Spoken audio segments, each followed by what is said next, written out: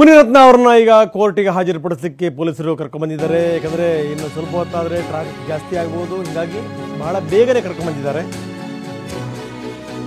ಕೆಲವೇ ಕ್ಷಣಗಳಲ್ಲಿ ಮುನಿರತ್ನ ಅವರನ್ನ ಕೋರ್ಟಿಗೆ ಹಾಜರುಪಡಿಸಲಾಗುತ್ತೆ. ಅತ್ಯಾಚಾರದ ಆರೋಪದ ಮೇಲೆ ವಶಕ್ಕೆ ಪಡೆದಿರುವಂಥ ಪೊಲೀಸರು ಬೆಂಗಳೂರಿನ ಸಿಟಿ ಸಿವಿಲ್ ಕೋರ್ಟ್ಗೆ ಕರ್ಕೊಂಡ್ಬಂದಿದ್ದಾರೆ. ನಿನ್ನೆ ಬೆಳಗ್ಗೆ ಬಿಡುಗಡೆ ಭಾಗ್ಯ ಸಿಕ್ತು ಅನ್ನುವಂಥ ಸಂದರ್ಭದಲ್ಲೇ ಮತ್ತೆ ಪೊಲೀಸರು ಅವರನ್ನ ಬಂಧಿಸಿದ್ರು. ಅತ್ಯಾಚಾರ ಪ್ರಕರಣಕ್ಕೆ ಸಂಬಂಧಪಟ್ಟಂಗೆ ಮುನಿರತ್ನ ಅವರನ್ನ ಪೊಲೀಸರು ಬಂಧಿಸಿದ್ರು. ಕಗ್ಗಲೀಪುರ ಪೊಲೀಸರು ಅವರನ್ನ ವಶಕ್ಕೆ ಪಡೆದಿದ್ರು. ಜೈಲಿಂದ ಹೊರಗಡೆ ಬರುತ್ತಿದ್ದಂಗೆ ಮತ್ತೆ ಬಂಧನ. ಈಗ ಬೆಂಗಳೂರಿನ ಸಿಟಿ ಸಿವಿಲ್ ಕೋರ್ಟ್ಗೆ ಕರೆತಂದಿದ್ದಾರೆ ಪೊಲೀಸರು.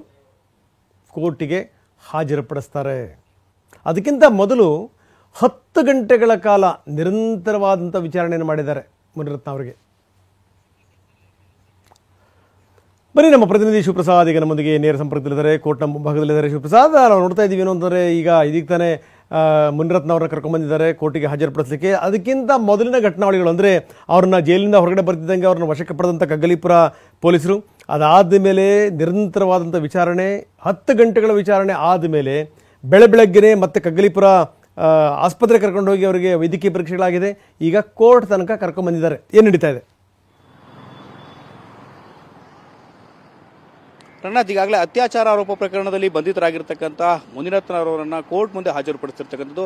ಸಾಮಾನ್ಯವಾಗಿ ಯಾವುದೇ ಪ್ರಕರಣದಲ್ಲಿ ಆರೋಪಿಯ ಬಂಧನವಾದಂಥ ಬಳಿಕ ಅಂದರೆ ನಿನ್ನೆ 9 ಗಂಟೆ ಸುಮಾರಿಗೆ ಪೊಲೀಸರು ಅರೆಸ್ಟ್ ಪ್ರಕ್ರಿಯೆಗಳನ್ನು ಕೂಡ ಮುಗಿಸಿದ್ರು. ಇದಕ್ಕೆ ಸಂಬಂಧಪಟ್ಟಂತೆ ಬಂಧನ ಪ್ರಕ್ರಿಯೆ ಆದಂಥ ಬಳಿಕ 24 ಗಂಟೆ ಒಳಗಡೆ ಆ ಒಂದು ಜುರಿಸ್ಡಿಕ್ಷನ್ ಸಂಬಂಧಪಟ್ಟಂಥ ನ್ಯಾಯಾಧೀಶರ ಮುಂದೆ ಹಾಜರುಪಡಿಸಬೇಕಾಗಿದೆ. ಈ ಹಿನ್ನೆಲೆಯಲ್ಲಿ ಬೆಂಗಳೂರಿನಲ್ಲಿ ಟ್ರಾಫಿಕ್ ಹೆಚ್ಚಿರ್ತಕ್ಕಂಥ ಹಿನ್ನೆಲೆಯಲ್ಲಿ ಬೆಳಗ್ಗೆ ಮೆಡಿಕಲ್ ಪ್ರಕ್ರಿಯೆಗಳನ್ನು ಕೂಡ ಮುಗಿಸಿ ಈಗಾಗಲೇ ವೈದ್ಯಕೀಯ ಪ್ರಕ್ರಿಯೆ ತಪಾಸಣೆಯ ಬಳಿಕ ಈಗಾಗಲೇ ಕಗ್ಗಲೀಪುರ ಪೊಲೀಸ್ ಠಾಣೆಯಿಂದ ಕೋರ್ಟ್ಗೆ ಕರೆತಂದಿರತಕ್ಕಂಥದ್ದು. ಕೋರ್ಟ್ನ ಆವರಣದ ಕೆಳಭಾಗದಲ್ಲಿ ಈಗಾಗಲೇ ಮುನಿರತ್ನರವರನ್ನ ಇರಿಸಲಾಗಿರ್ತಕ್ಕಂಥದ್ದು. 10:30 ಸುಮಾರಿಗೆ ಈಗಾಗಲೇ ನ್ಯಾಯಾಲಯದ ಪ್ರಕ್ರಿಯೆಗಳು ಕೂಡ ಪ್ರಾರಂಭ ಆಗುತ್ತೆ. ಈ ನಿಟ್ಟಿನಲ್ಲಿ ನ್ಯಾಯಾಧೀಶರ ಮುಂದೆ ಹಾಜರುಪಡಿಸಿ ಒಂದು ವೇಳೆ ಕಗ್ಗಲೀಪುರ ಪೊಲೀಸರೇ ಈ ಪ್ರಕರಣಕ್ಕೆ ಸಂಬಂಧಪಟ್ಟಂತೆ ಅಂದರೆ ಈ ಇನ್ಸಿಡೆಂಟ್ ಆಗಿರ್ತಕ್ಕಂಥದ್ದು ಈಗಾಗಲೇ JP ಪಾರ್ಕ್ ಅಂದರೆ ಈ JP ಪಾರ್ಕ್ನ ಆ ಒಂದು ಕಟ್ಟಡ ಏನಿದೆ, ಕೃತ್ಯವೆಲ್ಲ ನಡೆದಿರ್ತಕ್ಕಂಥದ್ದು ಆ ಕಟ್ಟಡದಲ್ಲಿ ಅಂತ ಹೇಳಲಾಗ್ತದೆ.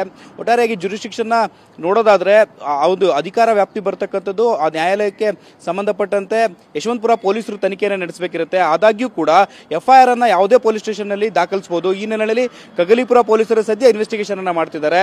ತದನಂತರದಲ್ಲಿ ಇದೇನಾದ್ರೂ ಪ್ರಕರಣ ಯಶವಂತಪುರ ಪೊಲೀಸ್ ಠಾಣೆಗೆ ವರ್ಗಾವಣೆ ಆದ್ರೆ ಮತ್ತೆ ಪರಪ್ಪನಗ್ರಹಾರ ಜೈಲನ್ನು ಸೇರುವಂತಹ ಸಾಧ್ಯತೆಗಳು ಬಹುತೇಕ ನಿಶ್ಚಳವಾಗಿರ್ತಕ್ಕಂಥದ್ದು. ಆ ಬಳಿಕ ಯಶವಂತಪುರ ಪೊಲೀಸರು ಮತ್ತೆ ಮುನಿರತ್ನರವರನ್ನು ವಶಕ್ಕೆ ಪಡೆದು ಪ್ರಕ್ರಿಯೆಗೆ ಸಂಬಂಧಪಟ್ಟಂತೆ ಇಡೀ ಪ್ರಕರಣಕ್ಕೆ ಸಂಬಂಧಪಟ್ಟಂತೆ ಮಹಾಜರು ಪ್ರಕ್ರಿಯೆಗಳನ್ನು ಕೂಡ ನಡೆಸುವಂತಹ ಸಾಧ್ಯತೆಗಳು ಕೂಡ ಇರತಕ್ಕಂಥದ್ದು. ರಂಗನಾಥ್, ಒಟ್ಟಾರೆಯಾಗಿ ಸದ್ಯ ಒಂದು ಅತ್ಯಾಚಾರ ಪ್ರಕರಣ ಮಾತ್ರ ಸದ್ಯ ಈಗ ಮುನಿರತ್ನರವರ ವಿರುದ್ಧ ದಾಖಲಾಗಿರ್ತಕ್ಕಂಥದ್ದು. ಅಷ್ಟೇ ಅಲ್ಲದೆ HIV ಸೋಂಕಿತರನ್ನು ಕೂಡ ಅವರನ್ನು ಕೂಡ ಬಳಸಿಕೊಂಡು ಹನಿ ಟ್ರ್ಯಾಪ್ ಅನ್ನ ಮಾಡಿದ್ದಾರೆ ಅಂತ ಹೇಳಿ ಆರೋಪವನ್ನು ಮಾಡಲಾಗ್ತಿರ್ತಕ್ಕಂಥದ್ದು. ಮತ್ತಷ್ಟು ಜನರು ಇವರ ವಿರುದ್ಧ ಪ್ರಕರಣವನ್ನು ದಾಖಲಿಸುವಂತಹ ಸಾಧ್ಯತೆಗಳು ಕೂಡ ಇರತಕ್ಕಂಥದ್ದು. ರಂಗನಾಥ್, ಧನ್ಯವಾದ ತಮ್ಮೆಲ್ಲ ಮಾಹಿತಿಗೆ.